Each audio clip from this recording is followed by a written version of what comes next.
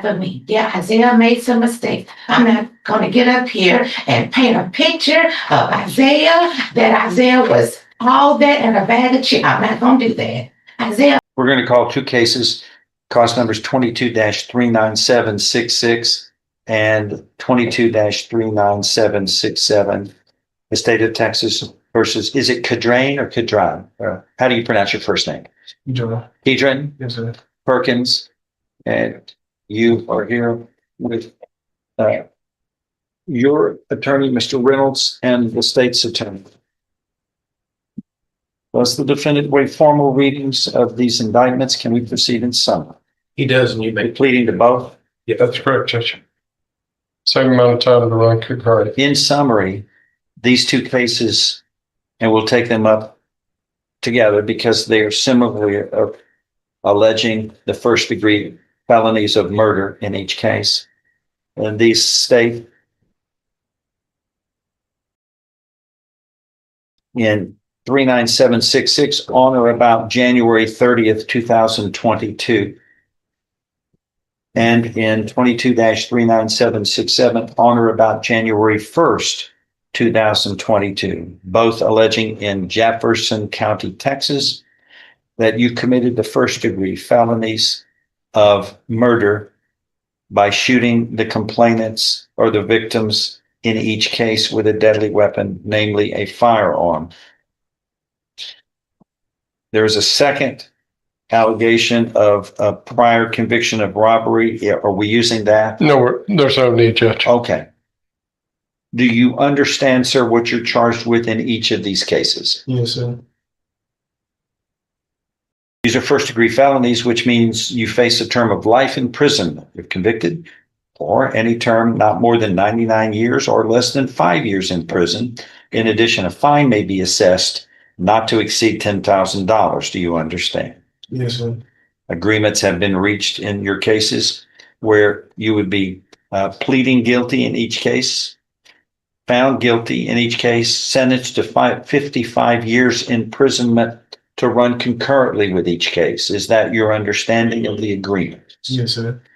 If I follow these agreements, you have no right of appeal of your cases. Do you understand? Yes, sir. Stand by, please.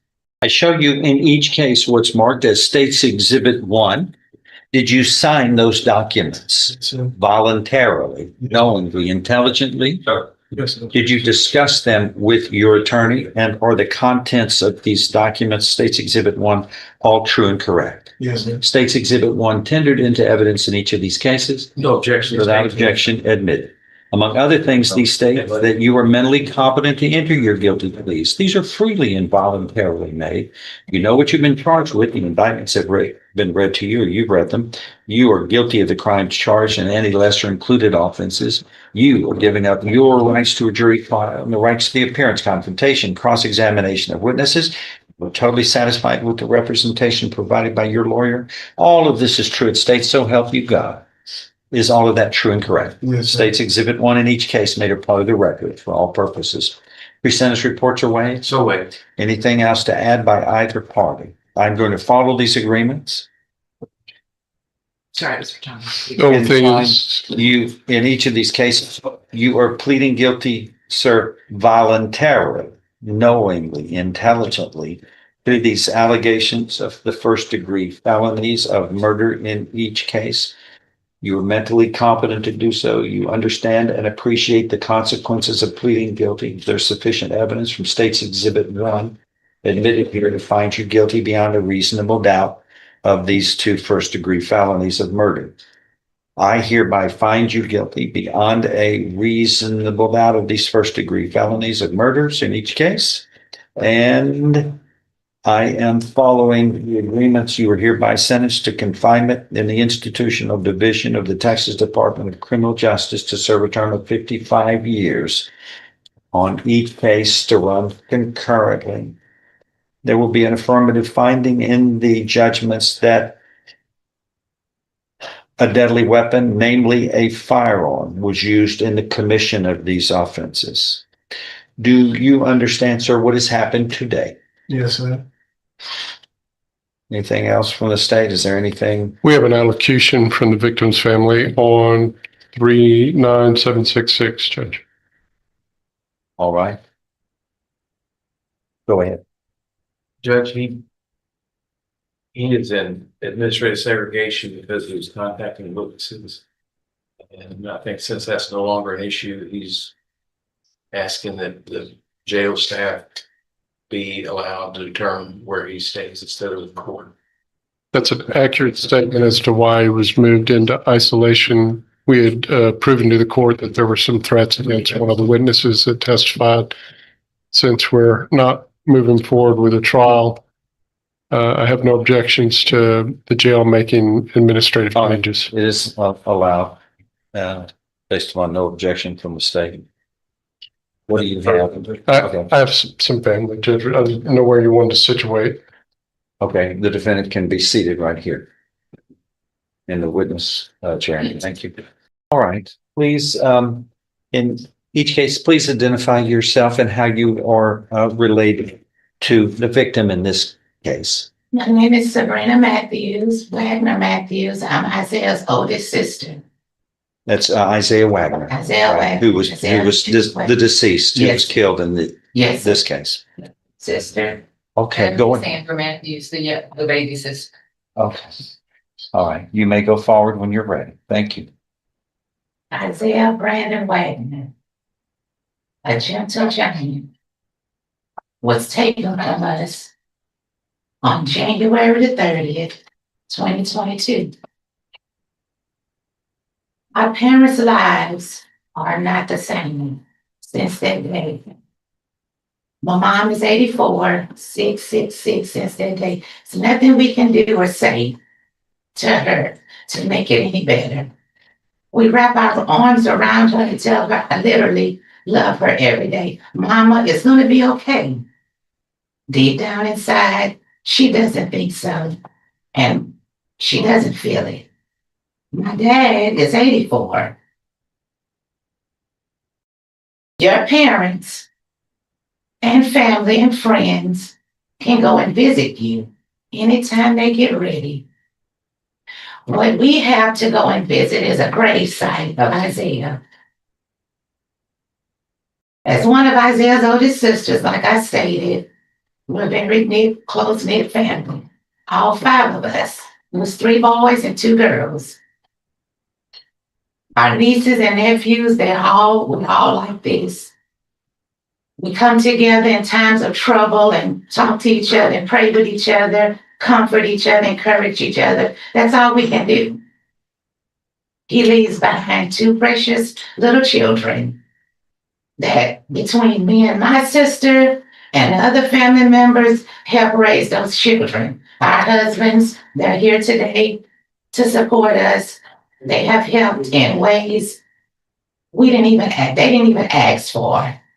But the love that they have for Isaiah's kids, that's what they do. That's what we all do. Jerry, my brother that's here today, you will always be our big brother, even though I'm the oldest. He's going to always be my big brother. It took us a long time, but not too long, to find out after Isaiah had passed, the grave site where the grass was growing at. It didn't take us that long to figure out it was him that was going out there cleaning that up. You took our loved one. I truly wake up some days in disbelief. I can't believe it. I touch it's real. He's gone. He's never coming back. I have a picture of him on my fireplace mantle. I pass by that fireplace mantle and I say, Isaiah, you don't even know what hit you that day. You hunted him down like an animal. For what reason? Oh, they said it was a girl. Oh, they said you disrespected me. How so? A human being. What happened to just talking? What happened to let's get together? When I was growing up, it was just, let's squash this. What happened to that? Take a life of another human and in that way. coward. That's a coward. How could you? So disrespectful on so many levels. I feel mad. I feel angry. I'm sad for my parents, most of all. I can't even imagine. I have 3 girls. I can't even imagine them dying and getting killed, not dying just from a hospital stay or sickness. They had pneumonia and died. They had cancer and died. No. He was gunned down and shot and killed. Not one time. Kedra, not one time. You shot him 41 times on Grand Street. Get my numbers right here. You shot him 41 times on Grand Street. As if that wasn't enough, not 1 week later, 50 shots was fired, and then the gun was unloaded on him. You got 55 years for that. 55 years. 55 years. And listen to the contrast in this courtroom right now. The law has already spoken. The plea deal is done. The sentence is locked in. But emotionally, his family is still standing at the crime scene. You can hear it in her voice. For them, this isn't about legal closure. It's about a permanent absence that no sentence can reverse. And when she says 41 times, the entire tone of the room change. He's gone. My parents are dead. They won't see it. If my mama makes it, probably with her help, and I'm not being funny. If she lasts another, I hope so, 10 years. The way her health is right now, God is my witness. I have no reason to lie. I'm sworn in here before oath. Who does that, I say? Who does something like that? But a person who just does not care for another human. Today, I found out how many times he was shot, 41 times. I said that. How are you able to look at yourself for what you did? You will never forget what you have done for the rest of your life. You have a long road ahead of you to think about what you've done. So I say all of this to say this. You are a soul that Jesus died for. I believe that. I believe in there's a place after this life. I believe in God. God died for you. He died for me. Yeah, Isaiah made some mistakes. I'm not going to get up here and paint a picture of Isaiah, that Isaiah was all that and a bag of chips. I'm not going to do that. Isaiah made some mistakes. So have I. So have you. So I say this. You are a soul that Jesus died for. You need to repent. I am a soul and a child of God that Jesus loves, and I need to forgive you. So Kedra Perkins, I forgive you for what you did to my brother. May your soul rest in peace. That's a check. Hold on. Anything else? We are in recess. We are in recess on this case. Thank you. Then comes the moment. Nobody expected forgiveness. After all the anger, grief, and unimaginable loss, she looks directly at the man who killed her brother and says, "I forgive you."